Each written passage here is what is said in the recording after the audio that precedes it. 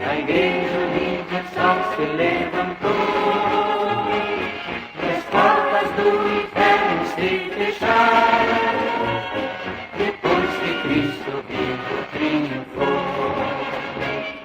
Tu és o Cristo Filho, o Deus vivo, e esta tua Igreja libertar, vencendo o inimigo cansativo, a salvação mandaste proclamar. A Igreja Universal tão gloriosa, da qual é Deus o sábio construtor, firmada tem suas bases poderosas, na rocha eterna Cristo Salvador. Tu és o Cristo Filho, o Deus vivo, e esta tua Igreja libertar, vencendo o inimigo cansativo, a salvação mandaste proclamar.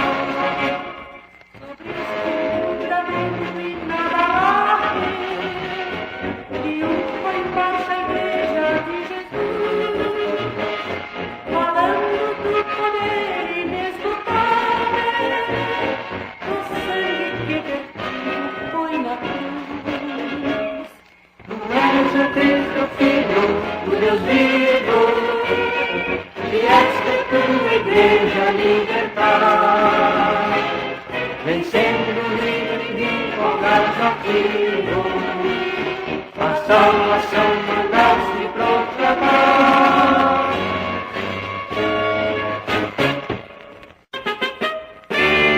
A Assembleia de Deus vem comigo, ouvir a palavra de Deus, e terás a certeza contigo que Jesus é o caminho do céu.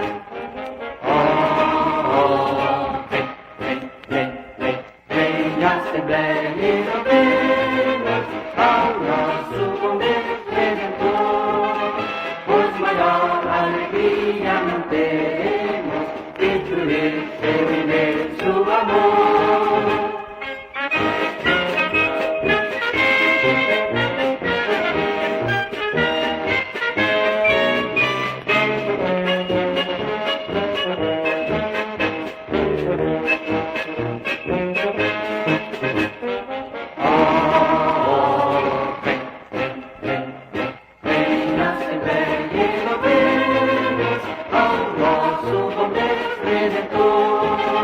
Pois maior alegria não temos que escolher seu imenso amor.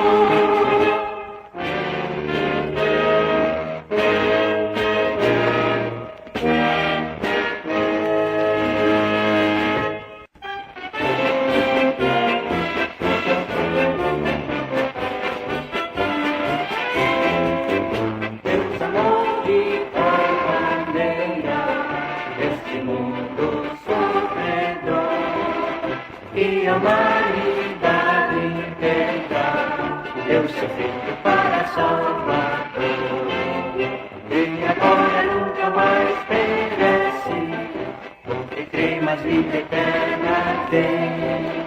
Quem em Cristo permanece vai ser coroado. O pecado na cruz foi vencido, pode esperar até vencer também.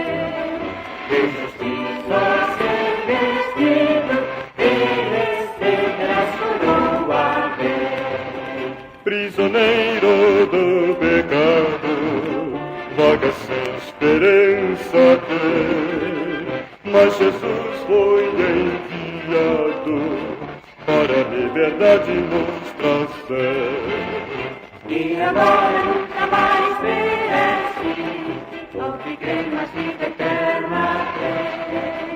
Ele em Cristo permanece, vai ser coroado da lei.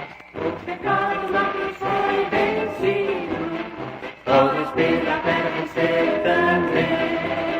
De justiça ser vestido,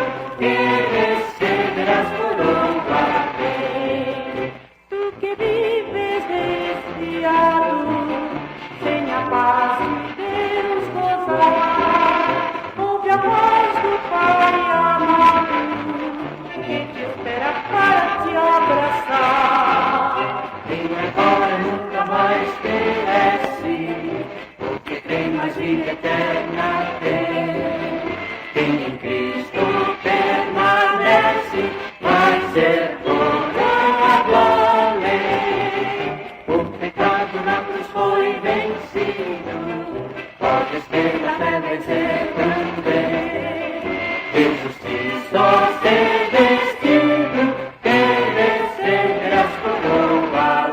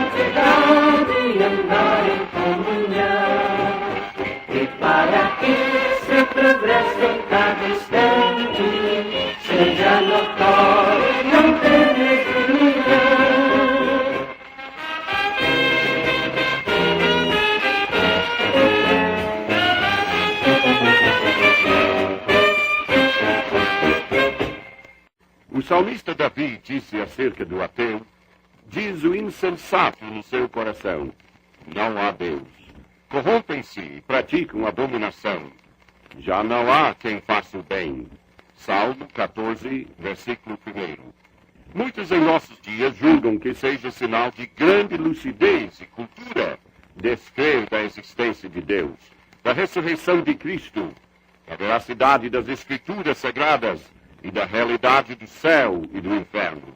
Segundo eles, a origem do homem seria a evolução dos animais, que por sua vez teriam partido de uma única célula. É notável a opinião que Deus tem sobre tais pessoas. Corrompem-se e praticam abominação. Já não há quem faça o bem. Tudo isso é fruto da incredulidade que Satanás semeou no coração de Eva, no jardim do Éden. A incredulidade é o pecado mais generalizado no mundo e é o pecado maior que produz todos os demais pecados. Jesus salientou esta verdade ao explicar o que o Espírito Santo faria entre os homens, dizendo: quando ele vier, convencerá o mundo do pecado e da justiça e do juízo. Do pecado, porque não creem em mim. No tempo de Jesus havia os saduceus, de grande influência na política e na religião de Israel. Homens que não acreditavam em milagres, em anjos, em espíritos e nem na ressurreição. Eram simplesmente materialistas. Jesus lhes disse: porventura não errais vós, em razão de não saberes as Escrituras e nem o poder de Deus? Após a ressurreição de Cristo, esses mesmos saduceus procuraram provar de todo jeito que Jesus não ressuscitou, mas debalde, pois as provas eram muitas e irrefutáveis. Em tempos recentes, a incredulidade e materialismo multiplicaram-se muito. Certos até causa das proferidas em público, livros e jornais. Entre esses constam os nomes de Sir Francis Newport, Voltaire, Thomas Paine, David Hume, Altamont, Renan e Roberto Ingersoll. Quando estavam em pleno vigor da vida, esses homens disseram tantas coisas contra Deus e contra a Bíblia. Mas a cena e as atitudes mudaram diante da morte, tornaram-se bem diferentes. Primeiramente, citaria o caso de Sir Francis Newport, que na sua mocidade fora instruído no Evangelho. Infelizmente, desviou-se e, como ateu, vivia uma vida dissoluta. Quando se aproximava a morte, devido a uma doença venérea, teve grande remorso de ter pregado o ateísmo. E ele exclamou: de onde vem esta guerra ao meu coração?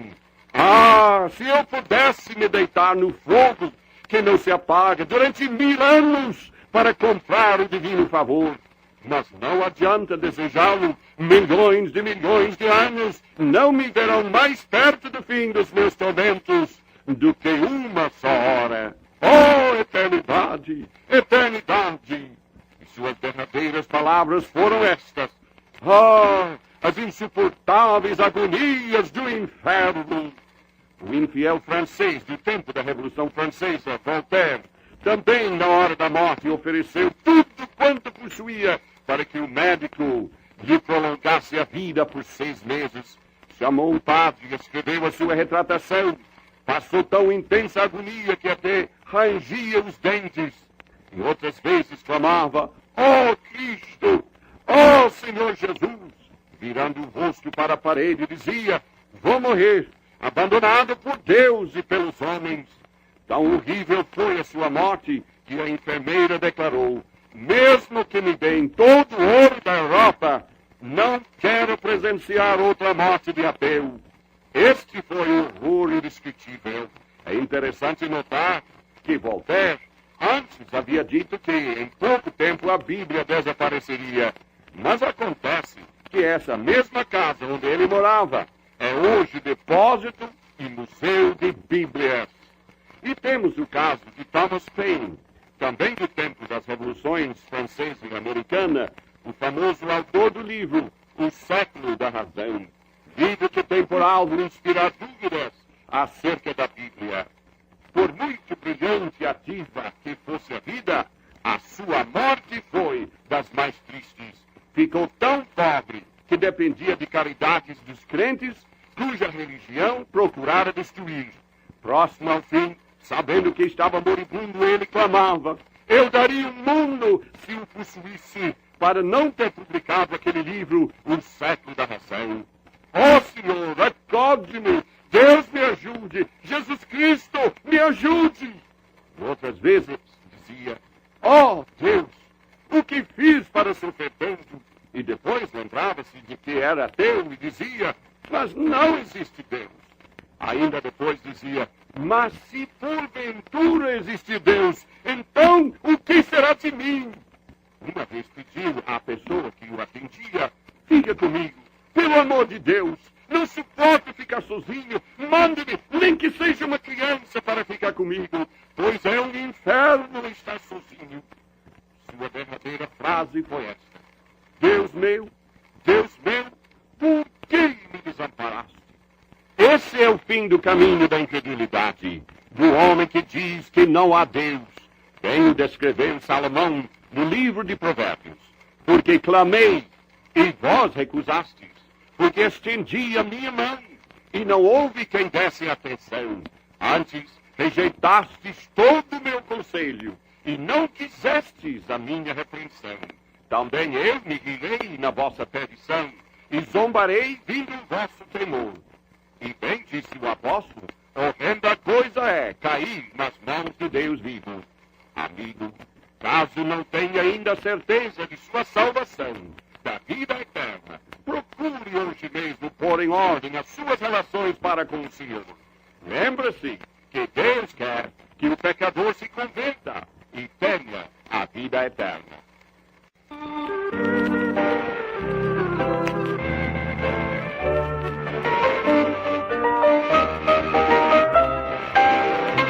No Calvário contemplei o meigo Salvador, a revelação de amor, o mistério que o Deus em Cristo revelou, a revelação de amor.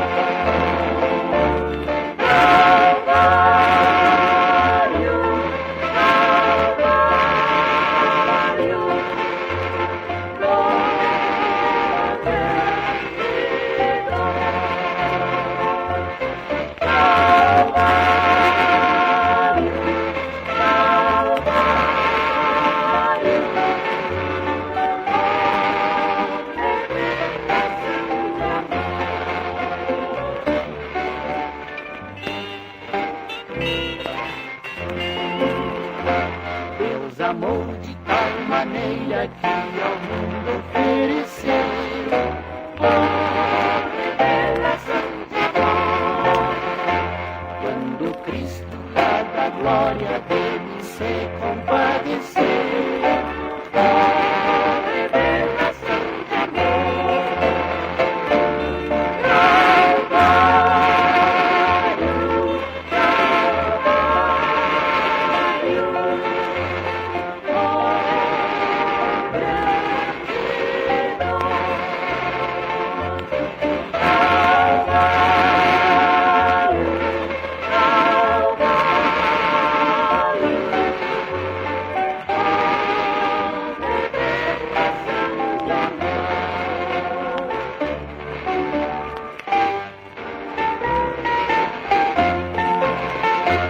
Deus o Pai no Calvário da condenação,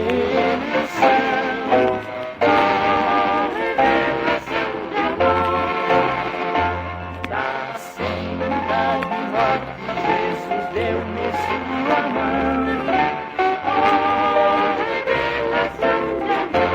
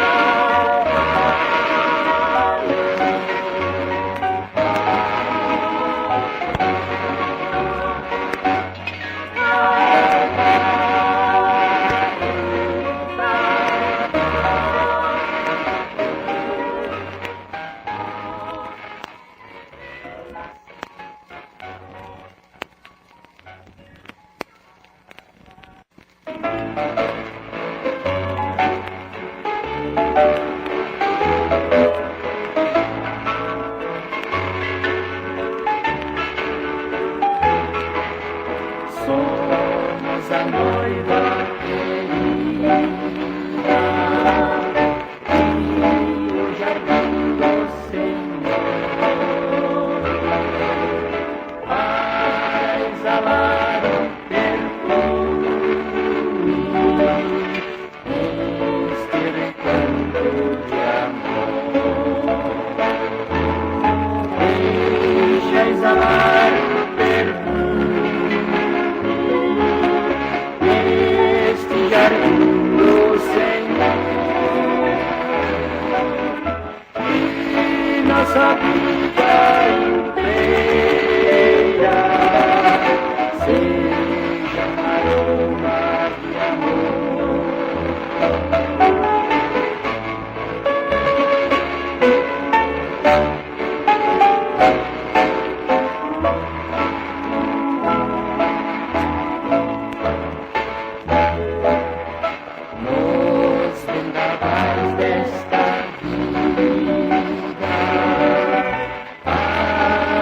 jardim perfumar. Muitos embates serenos para o perfume exalar. Deixa exalar o perfume neste jardim do Senhor, e nossa vida inteira seja um aroma de amor.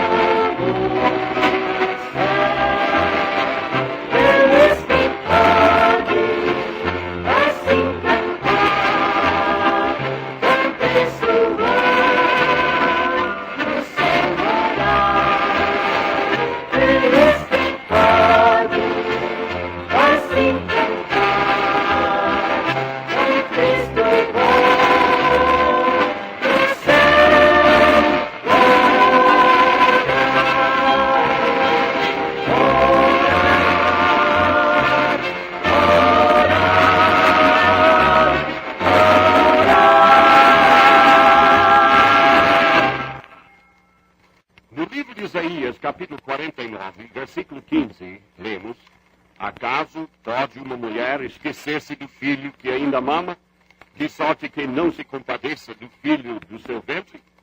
Mas ainda que esta viesse a se esquecer dele, eu, todavia, não me esquecerei de ti.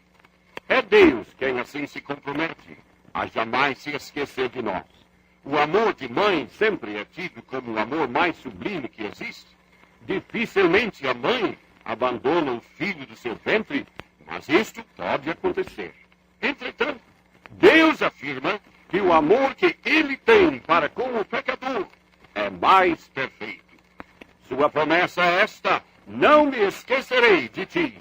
E, de fato, Deus lembrou-se do pobre pecador, o transgressor de sua lei, justamente ao enviar o seu próprio Filho, Jesus Cristo, a este mundo tão cheio de iniquidade. Esse Jesus era o Cordeiro de Deus, que foi sacrificado em nosso lugar no Calvário. Na hora de verter o seu sangue, em meio ao mais cruciante sofrimento, moral, espiritual e físico, Jesus sentiu-se abandonado por Deus e exclamou: Deus meu, por que me desamparaste? De fato, o Pai havia virado o rosto e desamparado seu Filho, tudo em razão de ele estar nos substituindo nessa hora. Toda a nossa culpa, desgraça, vergonha, imundícia estavam sobre a pessoa de Cristo. Deus não pôde contemplar tais coisas. Sim, Deus abandonou o seu Filho a fim de nos amparar. Este plano tão bem traçado, mesmo desde a eternidade, determinava que Jesus morresse. Mas sendo essa morte substitutiva, e Jesus não sendo culpado de nenhum pecado, ela significa para nós a vida, sim, a vida eterna. Jesus não permaneceu na sepultura onde o depositaram. Na manhã do terceiro dia, ele já ressuscitou. Este fato garante a ressurreição de todo o povo de Deus. Eis a razão porque todo pecador que se arrepende recebe logo a vida eterna. Não é necessário que pereça indo para o inferno a passar a eternidade junto a Satanás e seus anjos. Agora já é o privilégio do crente passar a eternidade na presença de Deus. A minha felicidade foi esta, de ter mãe crente. Eu sou o mais velho de 3 irmãos. Todos 3 somos pastores evangélicos. Certo dia, quando eu contava apenas 1 ano de idade, minha mãe me olhava e sentia aquele forte desejo de fazer algo que garantisse a salvação de minha alma. De todo jeito, queria me ver no reino de Deus. Queria que eu estivesse com ela algum dia lá no céu. Inspirada por Deus, creio eu, ela resolveu então escrever-me uma carta, embora eu ainda não a pudesse ler. Caso lhe acontecesse qualquer coisa, ela queria deixar comigo o seu testemunho pessoal. Assim se dirigiu a mim, como se eu já fosse um jovem, dizendo assim: meu querido filhinho Lourenço, quero deixar-te umas poucas palavras como lembrança de tua mãe para um tempo quando estiveres mais crescido. Meu querido filhinho, o temor de Jeová é o princípio de sabedoria.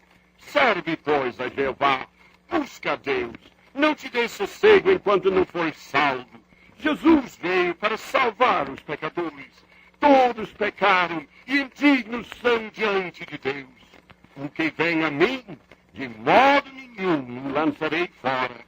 Ninguém virá a mim se o Pai não o trouxer, a fim de que ele conceda a vida eterna a todos aqueles que tu lhe tens dado. João 17, versículo 2. Assim diz Jesus: ninguém os arrebatará de minha mão e nem da mão do meu Pai. Lê muito a tua Bíblia, meu querido filhinho. Não deixes o falso mundo enganar-te com os seus muitos prazeres.